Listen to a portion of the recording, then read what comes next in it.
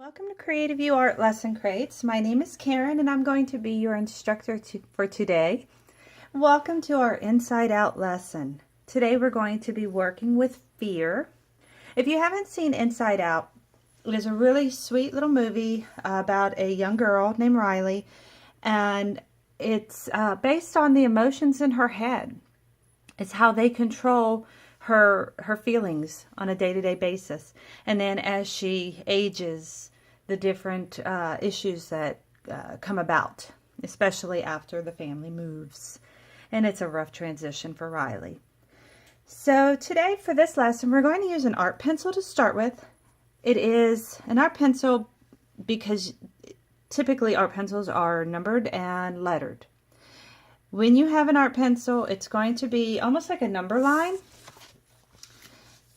If you have HB right in the middle, then if you go this way, you would go 1, 2, 3, 4, and on and on and on. Well, if you go this way, you would do the same thing. 1, 2, 3, 4, and on and on and on. Now, if it's going this way, it's going the B way, the black way, which means the higher the number, the blacker the lead. Now, if we go this way, we're going to go the H way. It doesn't really rhyme for anything. H would be light. So the higher the number, the lighter the pencil lead is. Why do they make pencils like this? Well, it's basically so you can have control of the lightness and darkness of what you're creating. Lots of artists would rather have a light colored pencil, then switch to a medium pencil, then switch to a dark pencil, and on and on and on. Now, I am a little bit more of an instant gratification artist. I much prefer to just use the pressure of my hand to determine how dark or light a line is. If you want a soft line, you just don't press down. Sometimes I'll even lift fingers up, so then I really don't have much pressure down.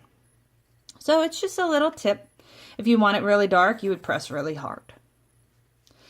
All right, so for today's lesson, like I said, we're going to be working with fear. He's a cute little purple guy. He's afraid of everything. He's so afraid that she's going to fall and break her head, and so he wants her to wear a helmet. Or he's afraid that she's going to pinch her finger in the door, or so she should wear gloves. Or so he's always in constant fear. We have fear, we have sadness, we have anger, we have envy, and we have joy. So today is fear. So we're going to get started by using this sheet of paper. Sorry, I wrote on the back of it. You're going to notice that it's very thick. It's thick because you want quality paper. If you don't have quality paper, you're going to have a really good drawing on a piece of paper that can easily tear or yellow or make a hole. So just go ahead, and anytime you do art, use quality supplies and quality paper. All right, to start with fear, we want to look at our whole sheet of paper. We want to do the whole body of him, and he is tall and thin. So we're going to use the whole paper. Approximately the top half is face. Now when it comes to Disney characters in particular, they have elongated or exaggerated features. Very often they're not even real, like fear. He is not an animal or a person or anything. He is his own creature. So there really isn't a right or wrong way to draw characters in cartoons because you have freedom. It's not reality, it is fiction. So let's go ahead and start at the top. We're going to give ourselves a circle. And that circle is going to be about where our head is. We want to give him 2 eyes in there. Now I'm drawing softly because I want to be able to erase. So make sure that you do not press down hard or you're going to end up with lines that you can't get rid of. Now shooting out from the middle of the eyes, I want a nose. From the middle of the bottom eye, I want a line that comes down. And from the middle of the nose, I want another line that comes down. We're going to turn that into a mouth by doing a frown and bring it back up. And then we're going to come down to a small little neckline by connecting the bottom lip to the neck. Alrighty. So now let's turn these eyes into something a little bit better than what it is. We need eyebrows. It's just kind of a curvy rectangle. And then the second eyebrow is going to be above the eye. It's not even touching his head. Now, I'm going to go ahead and darken this bottom eye. But whenever I get to the eyebrow, I'm going to leave it alone. I don't want to go through it because the eyebrow is not see-through. If the eyebrow were made out of glass, you would draw that eye back there. But you don't need to. I'm going to do an eyelid. I'm going to go ahead and do an eyelid on the bottom. It's not very often you do a bottom eyelid. But in cartoon characters, to show worry or fear or anxiousness, you'll find that happens a lot. Let's do the iris and the pupil. We're going to come out with the other eye, but I want it slightly behind the original eye. And whenever I got to the nose line, I stopped. We'll do the iris and the pupil again. And let's go ahead and draw in this nose. But I'm not going to come all the way back. I'm going to just stop. So now we've got a basic face. I'm going to darken my lines. He has a long antenna. So I'm going to come between the eyes.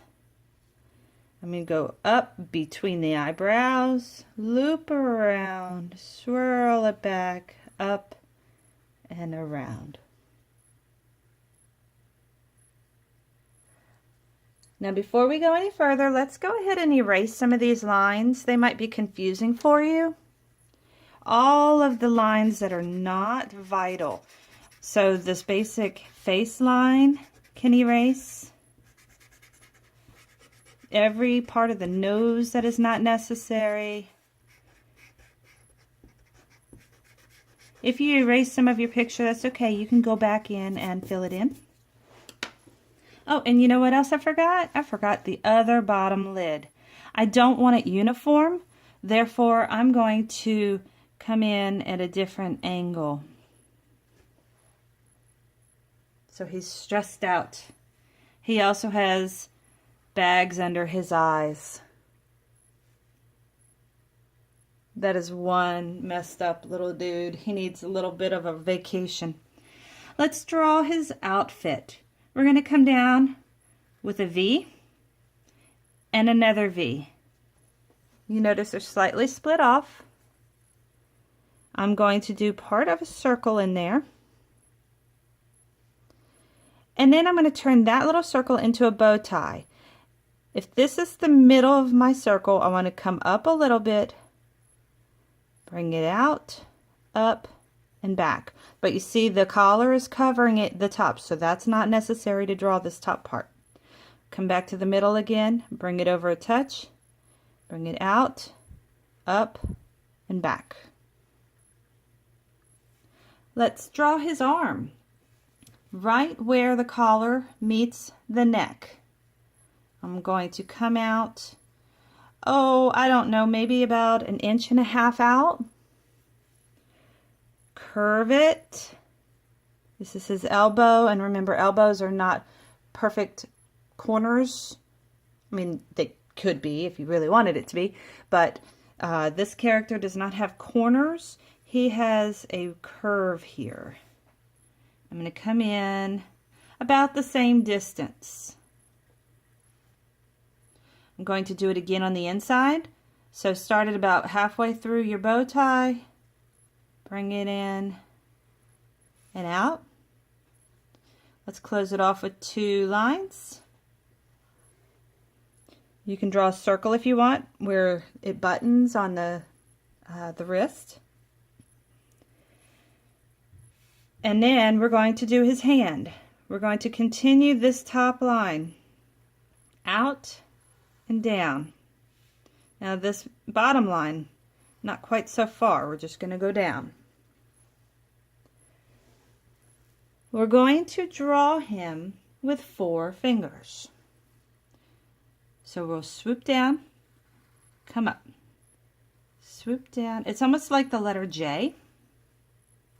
Swoop down, come up, swoop down, and up. You meet up with that one. Now, funny thing is, did you know that in animation, a lot of characters have 4 fingers because it's easier for the human artist, not the computer, but the hand-drawn artists who in the olden days used to draw cartoons. It was easier for them to draw 4 fingers than 5. They were able to shave off a lot of work time just by skipping a finger. So a lot of characters have 4 fingers, not 5. Interesting, huh? All right, so let's go ahead and do his other arm. Now this one is pointed. So we're going to come about the bottom of the bow tie. Come on out. It's about the same distance as we have here, So we're going to have the same thing here. And then I'm going to slightly curve up. So I have a check mark almost. I want to come in just a touch. Do another line. Do a smile and a smile. And put a circle. Do a stretched out letter C for the palm of the hand. And on this side, we're going to come straight up for the back of the hand because he's kind of doing this. So you want to have that curve, the straight, and now we're going to curve. So we're going to bump out and up. Now it's time for the fingers. 1, 2, 3, 4. And finally, let's do the top part of the sleeve, coming down. Now, before we go any further, I want to stress to you the importance of practice. When you're doing a well-known character, it is difficult, unless you are the creator of that character, and sometimes not even that. It's hard to get something to look like something. It takes practice. And so do not feel bad if your first, second, or even third try does not fully look like Fear. It takes time. You have to keep practicing him. Now, once you get him, you'll be proud of yourself and it'll be worth all the effort. All right, let's do his body. We're going to come under his arm here, do a little angled line, skip where the arm is, and come on down and stop. We'll come back up a little bit and stop. So here we go. We have our back, his bottom, and then he's got baggy pants on. So that's going to be the crease at the knee. And this is the bottom part. So we'll give him a hem. And we're going to do a kicked out knee. And we're going to do that one again here. So you see it's the same lines. Come in here just a touch and bring it down. That's going to be like a fold in the pants. and we're going to draw 2 shoes. We're going to start at the corner. We're going to come all the way over, swoop it up, and bring it back to the top. Over, swoop it up, back. Now this one is just part of a bump. Now let's come up here and connect his body. Remember, he's skinny. And then he has a striped vest on. If you do it just as subtle smiles, it makes him look rounded. If you just did straight lines, it would look a little bit off because you want to give the illusion that he is round. So there's Fear. And now you have the opportunity to take him to the next level. You can fill him in with pencil color. You can fill him in with markers, watercolors. Now, sometimes if you look at your kits, sometimes included will be watercolor pencils, and if that's the case, you just color just like it's a regular pencil color, and then you wet it with a paintbrush, and that is watercolor pencils. But the most important thing for you to do is to sign your art. Now I'm going to finish him in a sped up version using pencil colors. If you'd like to watch that video, it will be below this one. In the meantime, if you want to just leave him as is, that's fine as well. I hope you enjoyed your lesson for Fear, and look forward to showing you some really cool projects in the future. Have a fantastic day. Keep creating. Bye.